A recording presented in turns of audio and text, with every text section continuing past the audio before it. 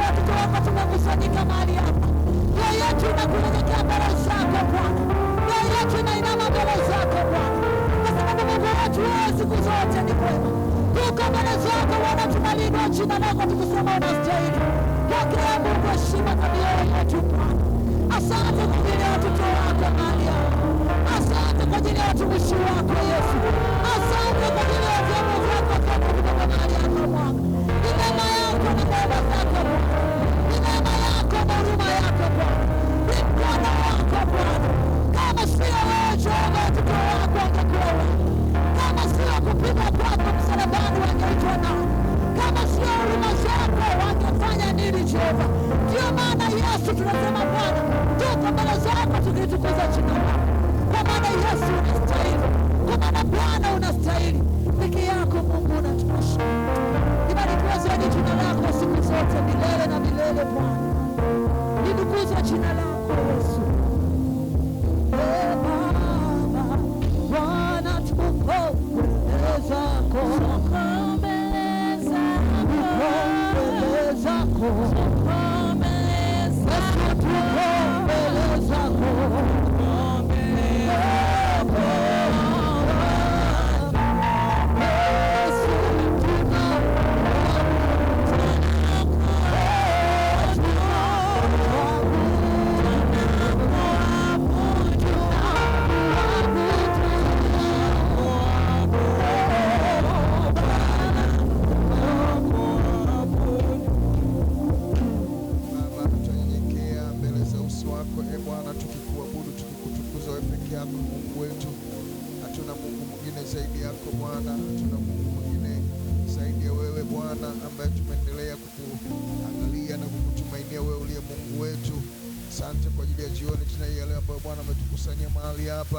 Tukiendelea kutafuta uso wako Bwana, ni maombi yangu na ni haja ya mioyo yetu Bwana, na kwamba uendelee kukutana nasi mahali hapa, uendelee kukutana nasi katika uwezo na nguvu zako, na hata jioni ya leo unapotoka kwenda kutafakari maneno yako uzima, Roho Mtakatifu mwalimu na kiongozi aliyeachia mikono mwako na utuongoze kwa yote, kwa jina la Yesu Kristo Mwokozi tumeomba na kuamini, amen.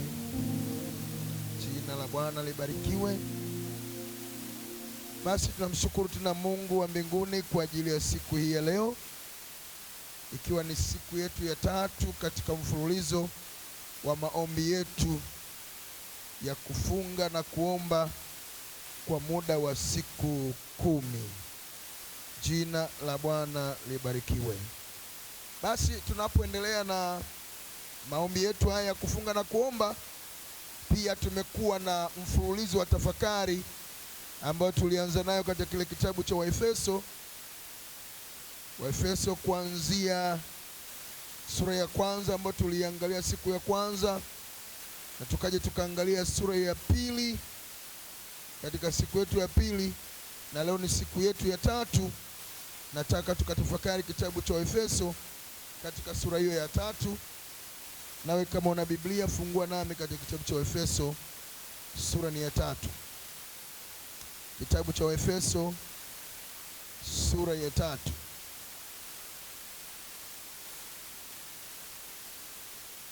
Waefeso sura ya 3.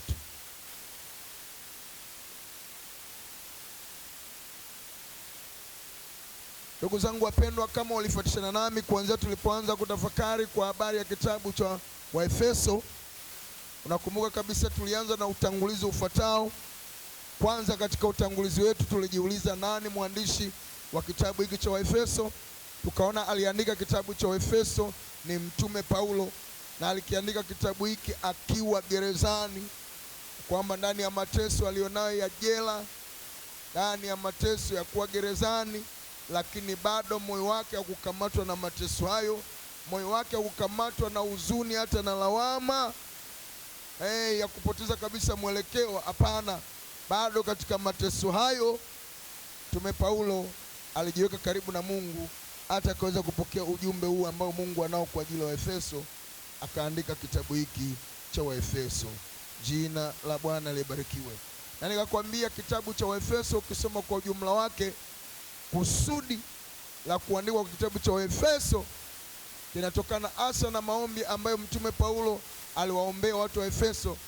Akasema, Mungu wa Bwana wetu Yesu Kristo awape ninyi roho ya hekima na ya ufunuo katika kumjua yeye, macho ya mioyo yenu yatiwe nuru, mjue tumaini la mwito wake jinsi lilivyo.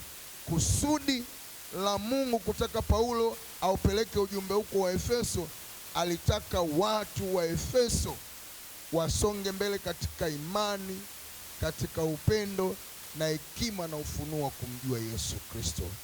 Jina la Bwana libarikiwe. Ya siku ya leo nataka tukatafakari maandiko tena katika kitabu hiki cha Efeso, katika sura ya 3.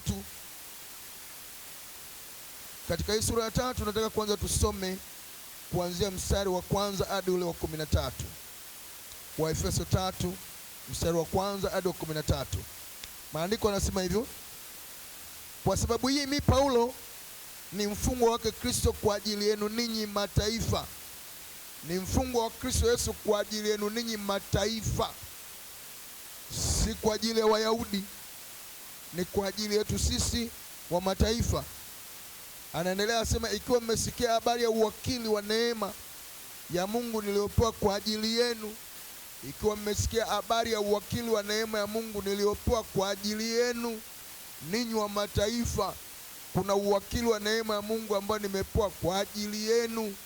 Mimi ni mfungwa wa Kristo kwa ajili yenu, nimepewa uwakili wa neema ya Mungu kwa ajili yenu. Tena mstari wa 3 anasema, ya kwamba kufunuliwa na alijulishwa siri hiyo, kama nilivyotangulia kuandika kwa maneno machache. Anasema kwa kufunuliwa kwa habari ya ujumbe nilioubeba kwa ajili ya ninyi wa mataifa. Mimi ni mfungwa kwa ajili yenu, nimepewa uwakili huu wa neema ya Mungu kwa ajili yenu, kama mhubiri kwa ajili yenu. Lakini huo ujumbe niliopewa, hiyo huduma niliopewa, nilifunuliwa na Mungu kwa njia gani? Kwa siri. Sema kwa siri. Jina la Bwana barikiwe.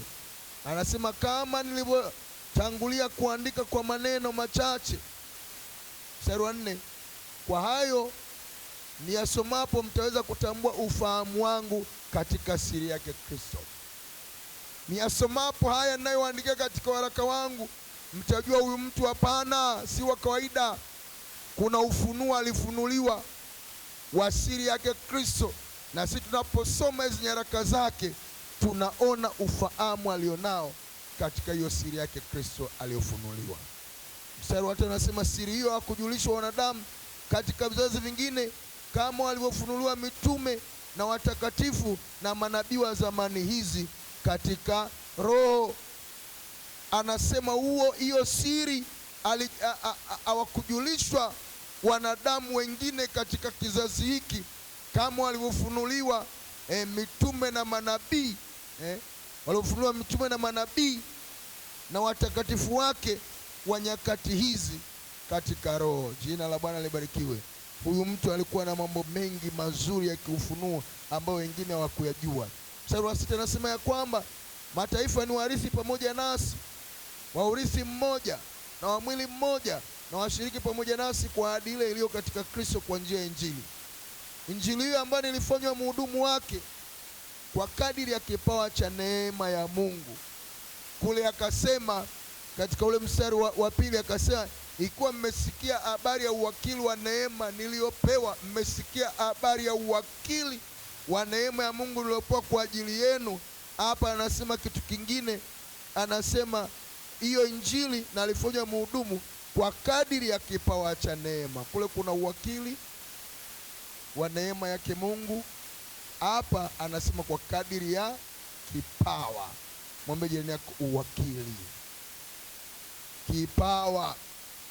Kwa kadiri ya kipawa cha neema ya Mungu niliyopewa kwa kadiri ya utendaji wa uweza wake Mungu.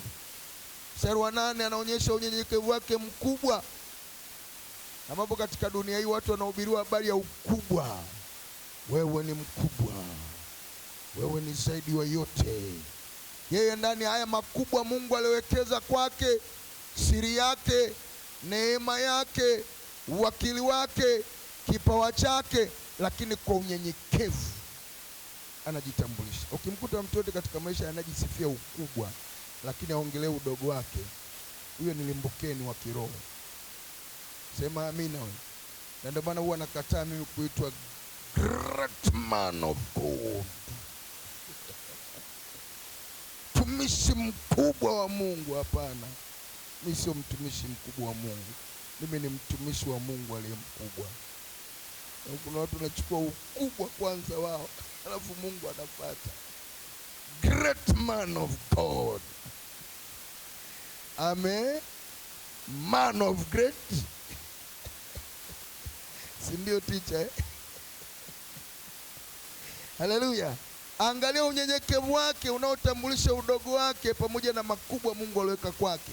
Mstari wa 8 anasema, mimi niliye mdogo kuliko yeye aliye mdogo wa watakatifu wote, na alipewa neema hii ya kuwahubiri mataifa utajiri wake Kristo usiopimika, na kuangaza watu wote wajue habari za madaraka ya siri hiyo, ambayo tangu zamani zote ilisitirika katika Mungu aliyeviumba vitu vyote. Mstari wa 10, ili sasa kwa njia ya kanisa hekima ya Mungu iliyo namna nyingi ijulikane na falme na mamlaka katika ulimwengu wa roho, kwa kadiri ya kusudi la milele alilolikusudia katika Kristo Yesu Bwana wetu. Katika yeye tunao ujasiri na uwezo wa kukaribia katika tumaini kwa njia ya kumwamini. Basi naomba msikate tamaa kwa sababu ya dhiki zangu kwa ajili yenu zilizo utukufu kwenu. Jina la Bwana libarikiwe. Ndugu zangu, kupitia maandiko haya ambayo tumesomewa, na tuko tunaendelea tena na Waefeso hiyo sura 3 kwa mistari inayofuata, lakini kwa mistari hii 13 utaona katika mapitio yaliyomo ndani ya kitabu hiki yamebebwa na yafuatayo.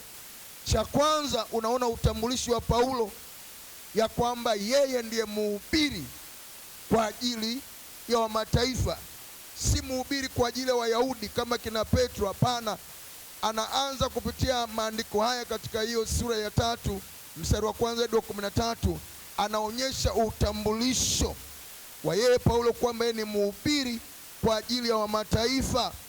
Paulo anaonyesha ya kwamba kapewa jukumu la kubeba huo ujumbe wa injili kwa wa mataifa. Yeye ndo aliyepewa ujumbe huo, na anawaambia, mmesikia habari ya uwakili wa neema ya Mungu niliopewa mimi kwa ajili yenu. Na anasema huo uwakili wa neema ya Mungu niliopewa kwa ajili yenu sikupewa tu kimzaa kama mtu anayekwambia Bwana kanipa ujumbe kasema nami kwa ajili yenu, lakini yuko Mlimani City. Kama kuna manabii fulani Uchwara walikuwa kila Jumamosi wako Mlimani City. Wengine walikuwa marafiki zangu, kila Jumamosi wako Mlimani City, alafu Jumapili unamkuta yuko ibadani. Bwana wewe saa ngapi uko Mlimani City? Huna faragha na Mungu. Paulo anasema huo wakili wa neema niliopewa kwa ajili yenu, anasema nalijulishwa kwa siri, nalifunuliwa kwa siri. Haikuwa kawaida, kapewa yeye kuwa ni mhubiri kwa ajili ya mataifa. Huo uhubiri aliopewa, huo ujumbe aliopewa au kuwa kwa jinsi ya kawaida, hapana, ni ufunuo. Alifunuliwa kwa njia ya siri. Jina la Bwana libarikiwe. Paulo anawaambia Waefeso, hata mnapozisoma nyaraka zangu mtafahamu hakika ya kwamba ufahamu huo nilionao ni katika siri yake Kristo. Jina la Bwana libarikiwe. Nimefunuliwa kwa siri,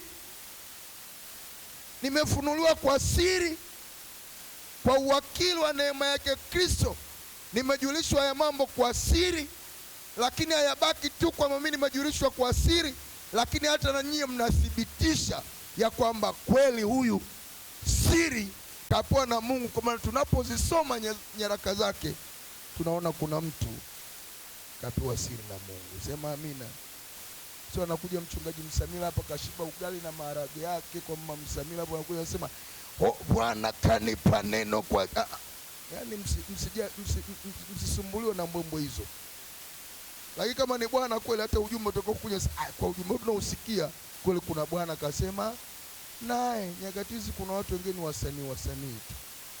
Jina la Bwana libarikiwe.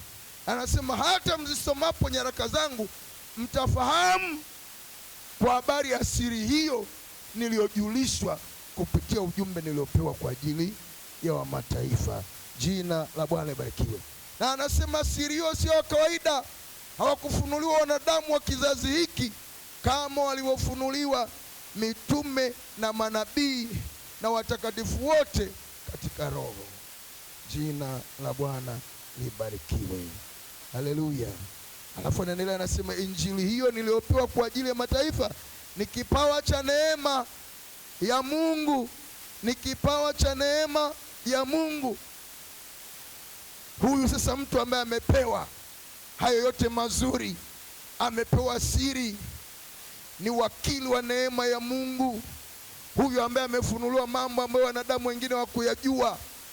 Huyu ambaye anasema kwa habari ya injili inayohubiriwa ni kipawa cha neema ya Mungu. Mstari wa 8 anajinyenyekeza, anasema mimi niliye mdogo kuliko yeye aliye mdogo wa watakatifu wote. Jina la Bwana libarikiwe.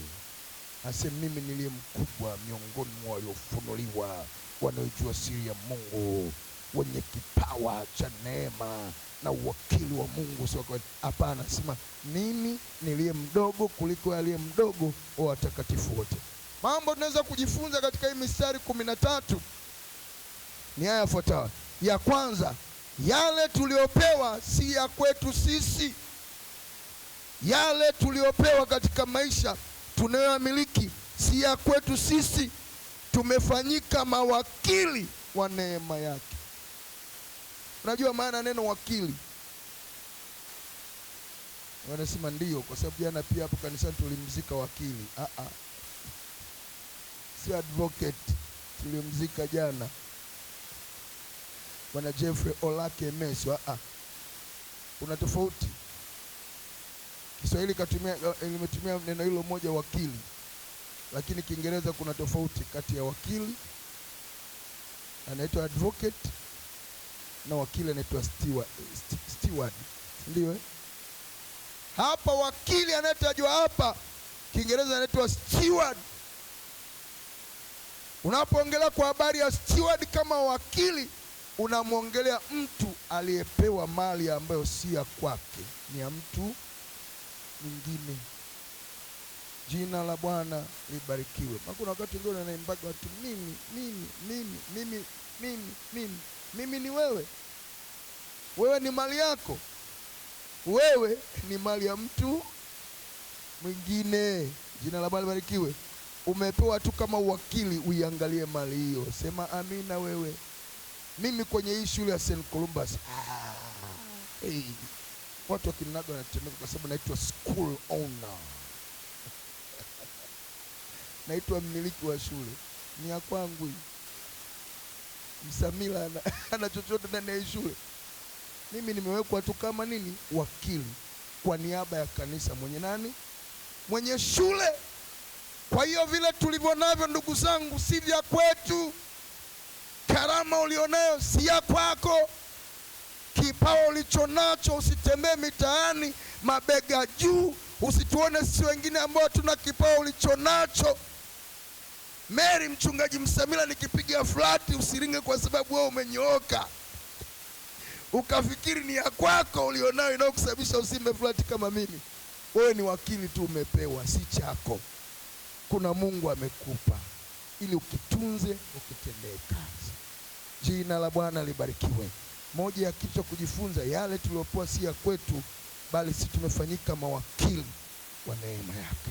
Lakini cha pili, tulivyo navyo si akili zetu, ni ufunuo wa Mungu kutujulisha. Jina la Bwana libarikiwe. Sisi wahubiri wakati mwingine unasikia yaani mtu anajiinua kwa vile anavyoweza kuifafanusha katika maandiko. Hapana, tulivyo navyo si akili zetu.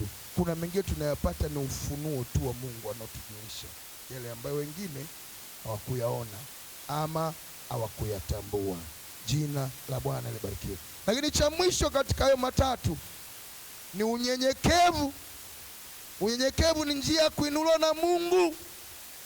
Paulo anasema pamoja na siri hiyo, pamoja na uwakili wa neema ya Mungu, pamoja na kipawa cha neema ya Mungu niliyopewa, pamoja na siri hiyo niliyofunuliwa mimi ambayo hakufunuliwa watu wengine. Mstari wa 8 anasema mimi niliye mdogo kuliko yeye aliye mdogo wa watakatifu wote. Jina la Bwana libarikiwe. Leo tuna watu ambao hawakubali kukiri udogo wao. Tuna watu ambao hawakubali kukiri udogo wao. Hakuna aliye mkubwa pasipo kupitia udogo. Jina la Bwana libarikiwe. Mimi Msamila leo kama nitaongelea jinsi nilivyo, sitaongelea udogo wangu. Nina shida, ni kiburi, na kiburi akiwezi kukuweka juu. Kiburi kinakushusha, lakini unyenyekevu unakuinua. Ndio mnasikiaga namtaja mchungaji Mwaura Kabaiku, nasema yule ni baba yangu.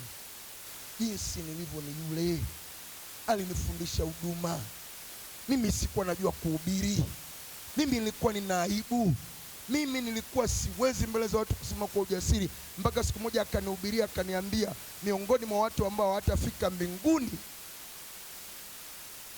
ni pamoja na waoga. Ananiambia uoga ni dhambi. Kama mchawi atatupa motoni kwa sababu ya kuhanga kwake, na waoga pia. Akanifunulia andiko, nilitetemeka. Toka siku uoga niliweka pembeni. Nikasema kumbe mimi sio mzinzi, mimi sinywi, lakini kumbe kuna dhambi nyingine ninayo. Jina la Bwana libarikiwe. Akaniambia tunakwenda kule Kware kwenda kuhubiri kule Mapangoni Mbweni. Natemeka, ananiambia sasa wewe ndio utahubiri, mimi nitasimama nyuma yako, nitakushikilia ukitaka kuanguka na kushika. Nikaenda kule, najikakamua kinasa. Nikahubiri Kware 2 ya 3, akanisaidia, akaniambia naona umechoka sana. Lakini kwa hatua hizo leo niko jinsi nilivyo. Nipange barabarani, nitahubiri kuanzia asubuhi mpaka jioni. Leo kwa nini nisema ukubwa wangu pasipo kukiri udogo wangu? Kusema kwamba jinsi nilivyo kuna mtu alinisaidia kufika nilipo. Jina la Bwana libarikiwe. Kuna watu mahali walipo wataki kusema kwamba mimi nilivyo ni kwa sababu ya mtu fulani alinisaidia kufika nilipo. Kuna wahubiri hawezi kusema mimi nilipo hapa na hubiri hivi ni kwa sababu kuna mchungaji fulani, kuna mzee fulani wa kanisa, kuna shemasi fulani alinisaidia kufika hapa nilipo. Kuna waimbaji hawezi kukiri kusema mimi nilipo hapa kuna mtu alinifundisha kuimba. Siku moja alisha kumsikia Agnes, lakini aliongea tu na mimi pembeni. Sijui kama kuna siku moja alishika microphone akasema jamani niko jinsi nilivyo, kuna mtu ananiambia alikuwa nikiimba yani na mwenzetu lakini kuna mtu alimhamasisha akamtia moyo. Leo yuko alipo.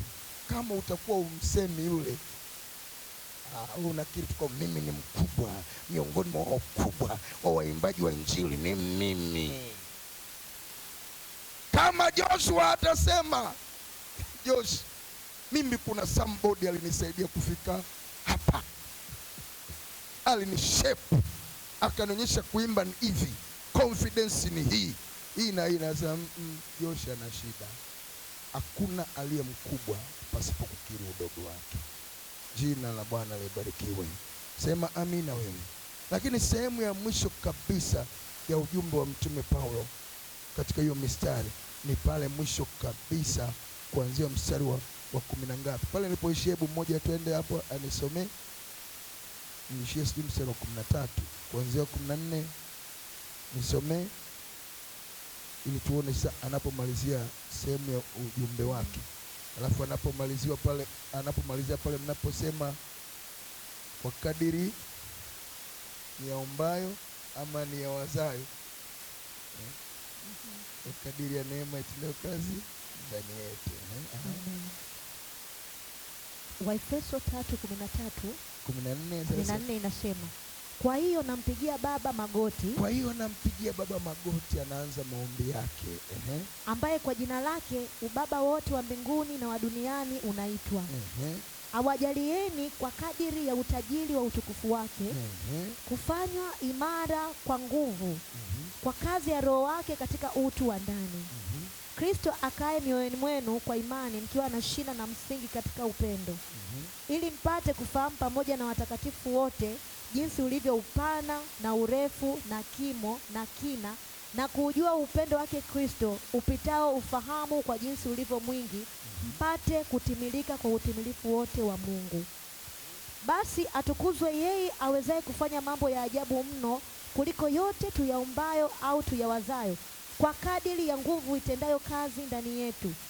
Naam, atukuzwe katika kanisa na katika Kristo Yesu hata vizazi vyote vya milele na milele. Amina.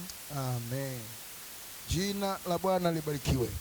Ndugu zangu, kupitia hayo maandiko sasa unaona Mtume Paulo pamoja na kujulisha, kutoa utambulisho ya kwamba yeye ndiye mhubiri aliyepewa kubeba ujumbe kwa ajili ya mataifa, akaelezea ufunuo aliopewa, uwakili wake, vipawa, na akijisifia na kujishia kwake ya kwamba yeye ni miongoni mwa wadogo kati ya watakatifu. Lakini sasa anakuja akiomba maombi kwa ajili ya Waefeso. Anasema anampigia Baba magoti, yeye Mungu aliyetukuka katika ubaba wake wote. Anayasema haya yafuatayo ikiwa ni sala yake na maombi yake na dua yake kwa hao watu akiwa amepiga magoti. Cha kwanza, anaomba Mungu awajalie wafanywe imara kwa nguvu kwa kazi ya Roho wake ndani ya utu wao ndani. Jina la Bwana libarikiwe. Anaomba maombi haya akiwa amepiga magoti, ya kwamba hao watu wafanywe imara kwa nguvu kwa kazi ya Roho wake Mtakatifu katika utu wao ndani. Jina la Bwana libarikiwe. Na mimi ni maombi yangu kwa Mungu afanye hivyo kweli, ya kwamba awafanye imara kwa nguvu kwa kazi ya Roho Mtakatifu katika utu wa ndani, kwa sababu utu wa ndani ndio kila kitu. Mtu si huyu wa nje, mtu ni huyu wa ndani. Siku hizi watu wanaangalia six packs wanaangalia ana shape namba 8. Sisi wenye shape namba 9 je, ambao tuna vitambi afu tukarudi huku nyuma hivi anasema anataka wafanywe imara kwa kazi ya Roho Mtakatifu katika utu wa nini? Wa ndani. Ni maombi yake kwa Mungu, na mimi naomba kwa Mungu awafanye imara kwa nguvu kwa kazi ya Roho Mtakatifu katika utu wenu wa ndani. Lakini cha pili, anaomba Kristo akae mioyoni mwao kwa imani. Anasema wakiwa na shina na msingi katika upendo. Anawaombea hivyo, Kristo akae ndani mioyoni mwao kwa imani, wakiwa na shina na msingi katika upendo. Jina la Bwana libarikiwe. Wawe na shina na msingi katika upendo. Huyo Kristo anapokaa kwa wingi ndani ya mioyo yetu, anapokaa kwa wingi ndani ya mioyo yetu kwa imani, kuna watu wataona matokeo kwa jinsi ya nje.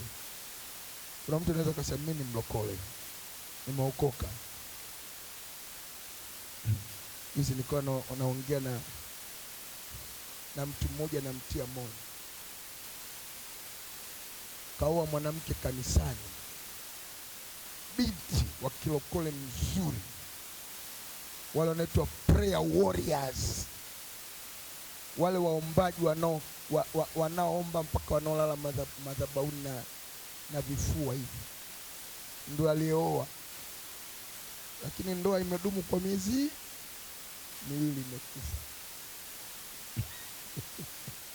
Na katafuta jitihada zote za kumrejesha mwanamke. Wapi?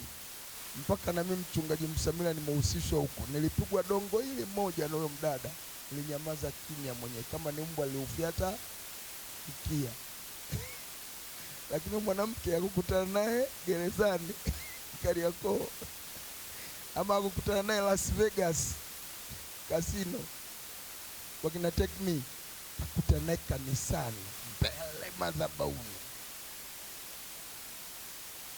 lakini tabia zake na kiburi chake akikumtunza kwenye ndoa hata kwa miezi miwili.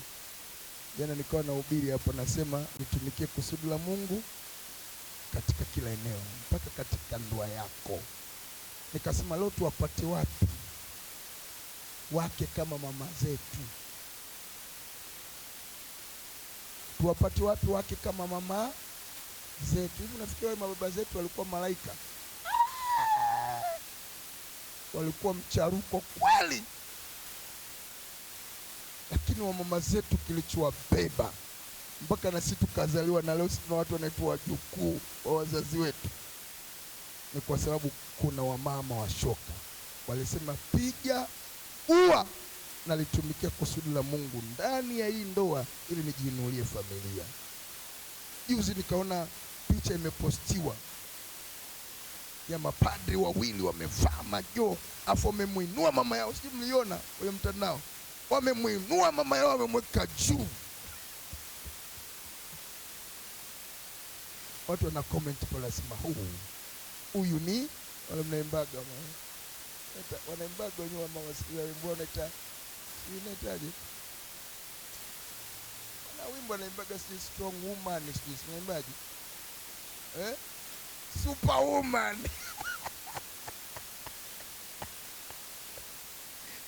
Ma super women tuwapate wapi? Wanaimba tu superwoman. Ama superwoman. Superwoman kula ma weak woman. Wamemuinua mama yao wameweka juu. Watu wana comment, yes, huyo ni superwoman. Wanaelezea habari au vijana namna huyo mama alipotoka nao mpaka walipofika. Wangekuwa ni wao mama wa .com wanaosema usinichoshe nisikuchoshe, kila mtu aishie. Ndivyo wanavyosema siku hizi, usinisumbue, usinichoshe nisikuchoshe. Kama vyeti ni makaratasi tu.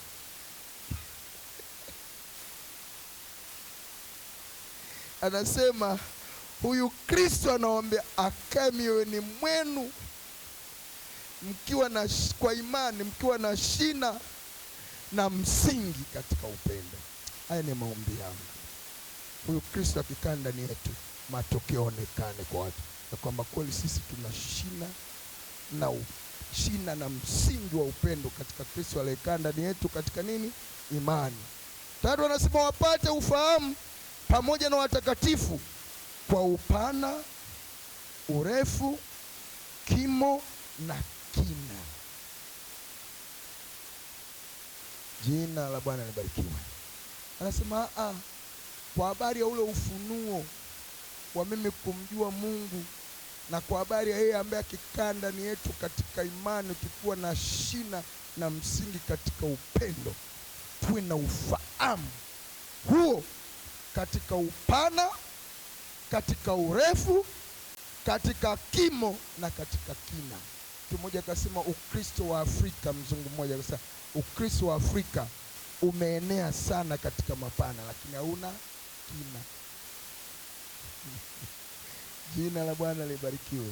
Mungu atusaidie katika kumjua Mungu wetu, tuwe na mapana ya kumjua, tuwe na marefu ya kumjua, tuwe na kimo katika kumjua na tuwe na kina katika kumjua.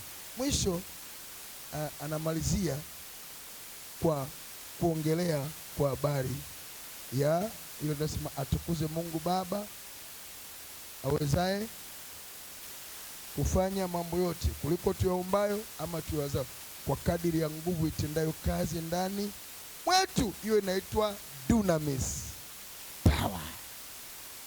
Kadiri ya nguvu itendayo kazi ndani yetu. Muombe sana Mungu ya kwamba katika kila eneo Mungu alilokuweka, hiyo nguvu itendayo kazi iwe kwako. Sema amina. Kama ni mhubiri, uwe ni mhubiri ambaye kuna kadiri ya nguvu itendayo kazi ndani yako. Kama ni mwimbaji, awe ni mwimbaji kwa kadiri ya nguvu itendayo kazi ndani. Jana simliona aletwa binti mmoja, kaletwa kwenye bajaji kazimika, mkiwa hapa ibadani, kazimika, kabebwa hapo, kaingizwa na, mlimwona? Mlimsikia huko? Mimi niko hapa na ubiri. Tulipotoka si alikaa pale na akanywa chai yake vizuri, afu akaondoka. Alipopokelewa hapo, Mama Samila akasema, twende tukamlaza ofisini kule kwa mchungaji, kuna upako. Kaenda kalazwa pale, kafunikwa na koti langu la jinzi. Tuko hapa ibadani, kainuka na koti langu la jinzi, kakaa pale, kisha hudumiwa kule. Ni kwa kadiri ya nguvu itendayo kazi. Kamaliza, kahudumia, kanywa chai na sisi, kaenda nyumbani mzima. Na aliletwa hapa, anaambiwa hospitali wamesema ana kifafa. Kapona pale. Jina la Bwana libarikiwe. Tamani sana huduma yako isiyo ya kawaida, iwe na nguvu itendayo kazi ndani yako. Ni mwimbaji pamoja na zile mnatuambiaga zinaitwa vibration, mnazo vibrate, lakini pia kwa kadiri ya nguvu ya Mungu ndani mwako, hiyo vibration itoke. Haleluya, jina la Bwana libarikiwe. Basi twende mbele za Mungu. Naona time manager wangu ameniweka vizuri.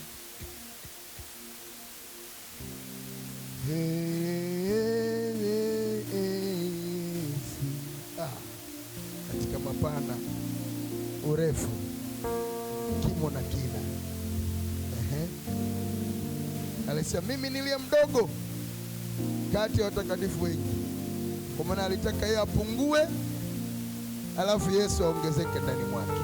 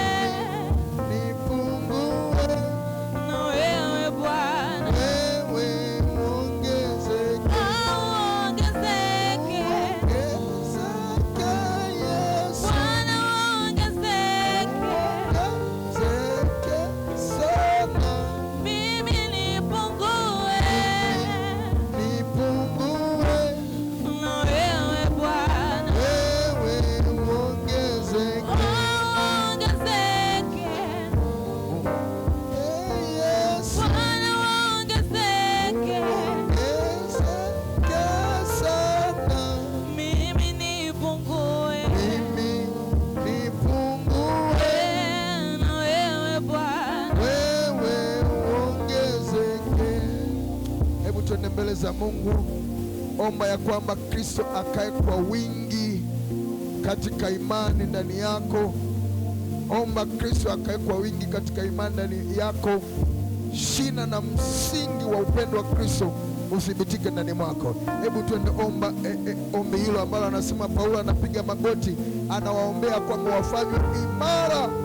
wafanywe imara na huyu Mungu katika utu wao wa ndani. Mwambie Mungu jioni ya leo akufanye imara katika utu wako wa ndani.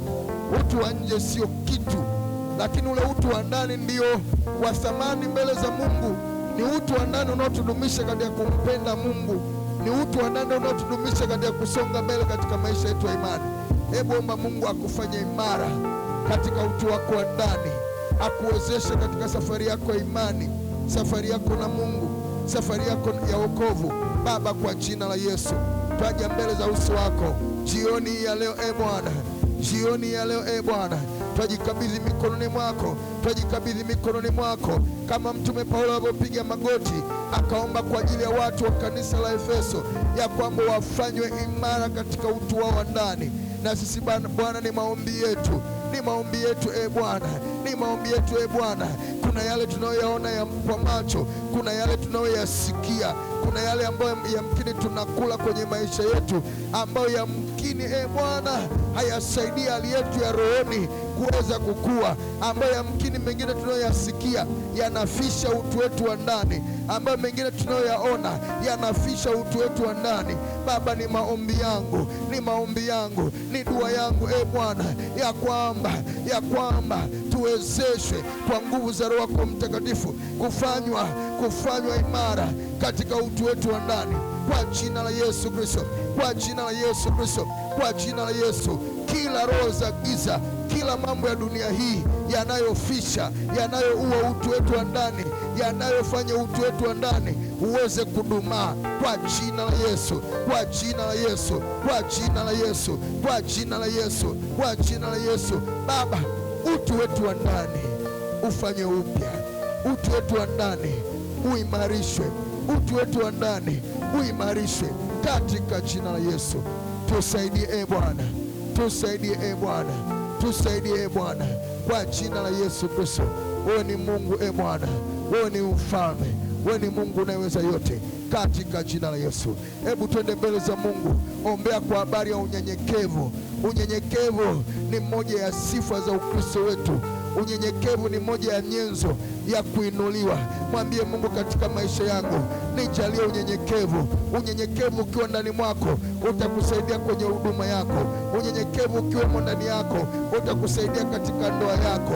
Leo kuna watu wanaishi katika maisha kwa mifumo dume, kwa mifumo jike, kwa sababu kiburi ni kikubwa kuliko unyenyekevu. Mwambie Mungu, naomba niwezeshe katika unyenyekevu. Hakuna aliye mkubwa pasipo udogo kwenye maisha. Wakati mwingine usijivunie ukubwa wako, lakini pia jivunie udogo wako, ya kwamba hata katika ukubwa nilionao umetokana na mbegu ya udogo ambayo nimetembea nayo ikakua na hata kunifikisha katika ukubwa.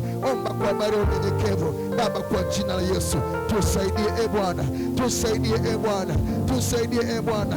Jinsi tulivyo hatujajitengeneza sisi, jinsi tulivyo kuna watu walitutengeneza, kuna watu uliwekeza neema ndani mwao na wakafanyika vyombo vya baraka kwa ajili yetu, wakatusaidia tulipofika. Baba, kwa jina la Yesu, kwa jina la Yesu, tunakataa, tunapinga roho ya kiburi, roho ya kiburi, roho ya kiburi, roho ya kiburi, roho ya kiburi na kujiinua, ninaipinga kwa jina la Yesu, kwa jina la Yesu, kwa jina la Yesu, kwa jina la Yesu, kwa jina la Yesu, kwa jina la Yesu, ninaipinga roho ya kiburi na kujiinua, ninaipinga, ninaipinga roho ya kiburi na kujiinua, ninaipinga, ninaipinga, ninaipinga kwa jina la Yesu. Baba, tutunze katika unyenyekevu ili tuendelee kuwa wako, katika jina la Yesu Kristo, Mwokozi na Bwana wetu. Tumeomba na hata kuamini, na kila mwenye pumzi na aseme amen. Shangilie Yesu kwa makofi. Haleluya. Pete na Yesu ya juu juu, ya juu juu kwa Yesu leo. Asante, naomba uketi. Tulianza pale mwanzoni kuomba na sasa hivi tumeomba kwa maombi hayo machache. Basi Mungu wa mbinguni aendelee kuwatunza. Haleluya. Jifunze kujivunia udogo wako, kwa sababu ukubwa ulionao, mbegu ni udogo, ndio kufikisha hapo. Sema amina wewe. Jina la Bwana libarikiwe. Nataka nipate shuhuda hata ndani ya wiki moja, wiki mbili, wiki tatu, uje niambie nimeenda kwa aliyenisaidia, hata nimempa sadaka yangu na kumwambia endelea kunibariki na kuniombea. Sema amina wewe. Mimi safari nilienda mpaka Kenya kwa babangu wa kiroho nikiwa na mshiko. Naambia mzee, silikuja kwako siwezi. Sinakumbuka. Silikuja kwako nikiwa chini sana. Siku na wengine walinikataa wakasema huyu hajui kitu, huyu ni mdogo sana. Lakini ukasema hapana, watu wanatengenezwa. Watu hawazaliwi wanajua. Watu wanafanyaje? Wanatengenezwa. Mimi sikuwa ready made nilipoletwa St. Columbus. Kuna mtu alinitengeneza. Nilienda na mshiko, nikapiga magoti, nikamwambia Baba nibariki. jinsi alivyonibariki ndo mafuta nikaona yanazidi, yani yanazidi kuongezeka ndani na vingi vizuri vimekuja. Sema amina wewe. Kuna kijana mmoja, mimi katika huduma yangu sijamuiga mhubiri yoyote.